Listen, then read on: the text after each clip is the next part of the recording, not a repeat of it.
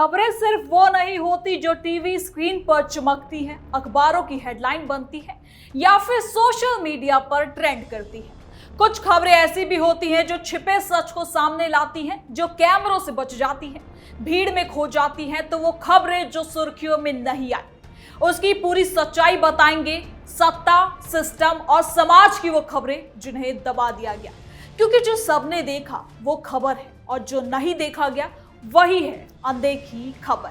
तो चलिए शुरू करते हैं।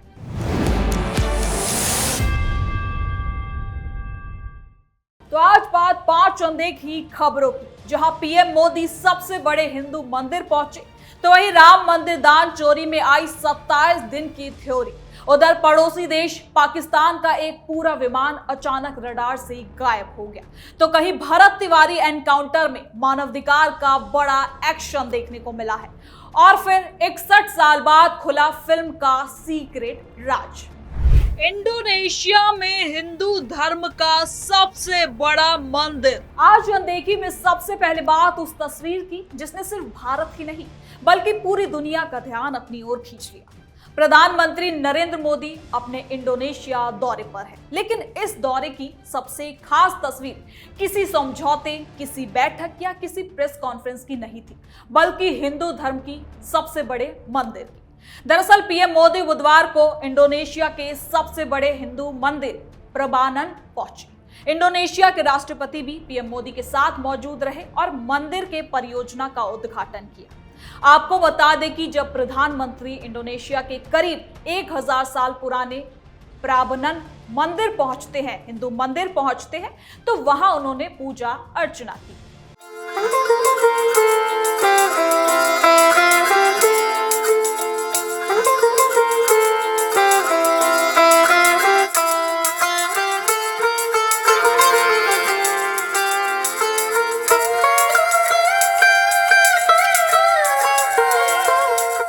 दिलचस्प बात तो यह है कि इंडोनेशिया दुनिया का सबसे बड़ा मुस्लिम आबादी वाला देश है। इसके बावजूद वहां आज भी हिंदू संस्कृति की गहरी छाप दिखाई देती है।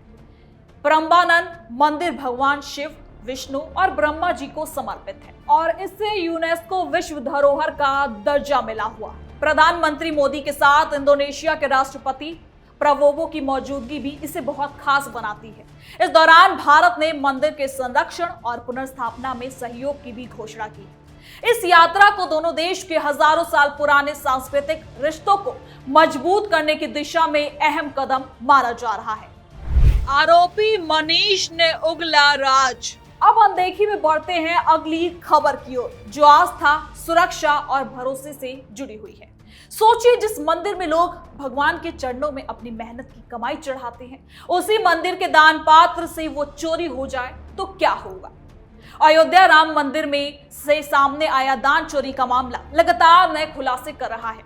जांच के मुताबिक आरोपी टिन्नू का भतीजा और ये भी आरोपी है, मनीष यादव इसका नाम है। इसने नौकरी के केवल 27 दिन के बाद से ही दान पात्र पर हाथ साफ करना शुरू कर दिया था और करीब दान पात्र से लाखों रुपए निकाल लिए। आरोप ये भी है कि ये काम लंबे समय तक बिना किसी शोर शराबे के चलता रहा, लेकिन जब एसआईटी की जांच इस पर पड़ती है तो सीसीटीवी फुटेज, जांच और पूछताछ के बाद कई गिरफ्तारियां हो जाती हैं, जिसमें टिन्नू का नाम आते ही ट्रस्ट महासचिव चंपत राय तक घिर जाते हैं और बड़ी रकम भी बरामद की गई है। इस पूरे मामले के बाद ट्रस्ट में प्रशासनिक बदलाव किए गए, नए मैनेजमेंट की प्रक्रिया शुरू की गई और सुरक्षा व्यवस्था की भी समीक्षा की जा रही है। इसके साथ ही मनीष यादव की नौकरी भी अब जांच के दायरे में है कि कैसे इसे राम मंदिर के अंदर नौकरी मिल जाती है। राम मंदिर दान चोरी मामला इसलिए भी सुर्खियों में है क्योंकि करोड़ों श्रद्धालु की आस्था इससे जुड़ी हुई है। पाकिस्तान का कार्गो विमान हुआ लापता।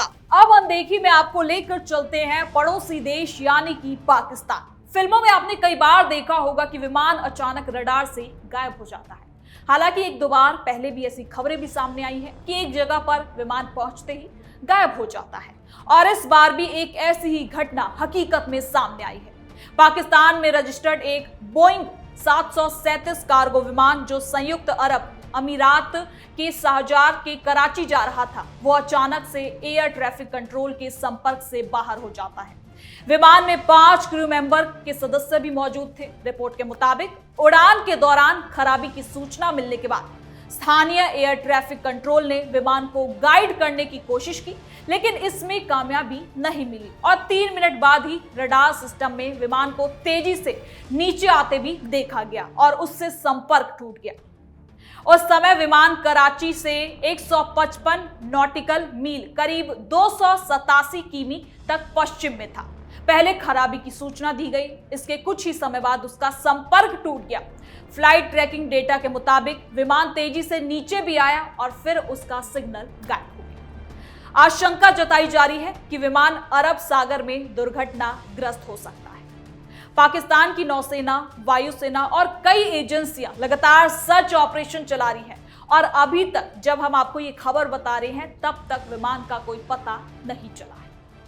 इस पर पाकिस्तान के एविएशन एक्सपर्ट का भी कहना है कि ये साफ नहीं है कि विमान रडार से क्यों गायब हो गया। अगर किसी विमान का इंजन फेल भी हो जाता है तो वो भी आमतौर पर अचानक नीचे गिरने के बजाय ग्लाइड करता रहता है। मुझे समझ नहीं आ रहा कि विमान ग्लाइड करने के बजाय इतनी तेजी से नीचे आखिर कैसे गिरा। अब विमान कहाँ है ये तो जांच का विषय है और उसके बाद ही सामने आएगा कि आखिर विमान के साथ क्या कुछ हुआ।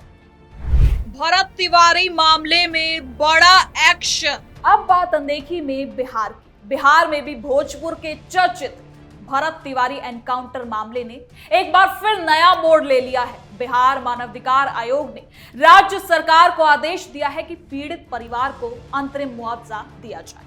साथ ही मामले की पूरी रिपोर्ट भी मांगी गई है। मामले में आयोग की ओर से यह भी बताया गया है कि पोस्टमार्टम रिपोर्ट में यह साफ हुआ कि भरत तिवारी की मौत गोली लगने से हुई। रिपोर्ट के मुताबिक ज्यादा खून बहने से और शॉक के चलते भरत तिवारी की मौत हो गई। आपको बता दें कि रिपोर्ट को मामले की जांच में खास दस्तावेज के रूप में देखा जा रहा है। हालांकि आयोग ने साफ किया कि ये रिपोर्ट आखिरी फैसला नहीं है और जांच पूरी होने के बाद ही पूरी तस्वीर भी सामने आएगी। इसके साथ ही सुनवाई के दौरान बिहार सरकार ने आयोग के सामने पूरा जवाब दाखिल करने के लिए 2 सप्ताह का और समय मांगा। आयोग ने इस रिक्वेस्ट को स्वीकार कर लिया है और सरकार को तय सीमा में अपना जवाब पेश करने की परमिशन भी दे दी है। अब बिहार सरकार को मामले से जुड़े सभी सबूत, जांच की प्रगति और उठाए गए कदमों की रिपोर्ट आयोग के सामने दाखिल करनी होगी। आपको बता दें कि आयोग का साफ साफ कहना है कि जब तक पूरे मामले की जांच पूरी नहीं हो जाती तब तक पीड़ित परिवार को राहत मिलनी चाहिए। इस फैसले के बाद ये मामला फिर से सुर्खियों में आ गया। एक तरफ पुलिस अपनी कार्रवाई को सही बता रही है तो दूसरी तरफ मानवाधिकार से जुड़े सवाल लगातार उठ रहे हैं। आयोग की टिप्पणी बताती है कि किसी भी एनकाउंटर की निष्पक्ष जांच और कानूनी प्रक्रिया कितनी ज्यादा खास होती है। देवानंद ने बनाया 350 दिनों का रिकॉर्ड। और अनदेखी में अब आखिरी खबर। आज की तेज रफ्तार दुनिया में जहां कई फिल्में एक हफ्ते भी सिनेमा घरों में टिक नहीं पाती, वहीं एक फिल्म ऐसी भी है जिसने 61 साल पहले इतिहास रच दिया था और आज भी उसकी चर्चा होती है। हम बात कर रहे हैं देवानंद की कालजयी फिल्म गाइड की। साल 1965 में रिलीज हुई इस फिल्म ने लगातार 50 सप्ताह तक यानी कि 350 दिनों तक सिनेमा घरों पर राज किया। चलकर इसने सिनेमा घरों पर गोल्डन जुबली का रिकॉर्ड बना लिया।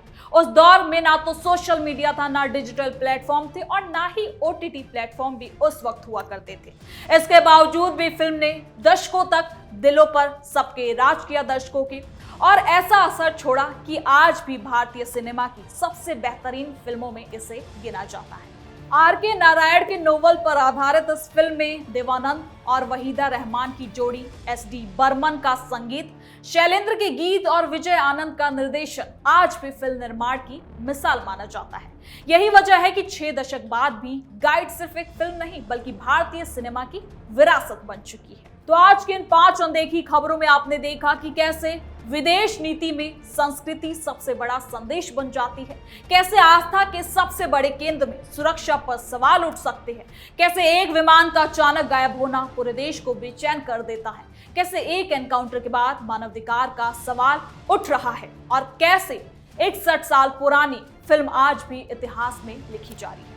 खबरें सिर्फ घटनाएं नहीं होती, कई बार उनके पीछे छिपी कहानी सबसे बड़ी खबर बन जाती है। तो आज की अनदेखी खबर में बस इतना ही। कल फिर लौटेंगे उन खबरों के साथ जो सुर्खियों की भीड़ में कहीं दब गई है, लेकिन जिनका असर समाज पर गहरा है। क्योंकि हमारा मकसद सिर्फ खबर दिखाना नहीं, बल्कि उसके पीछे छिपे सच को भी सामने लाना है। मिलते हैं अगली अनदेखी में। आज के लिए इतना ही। धन्यवाद।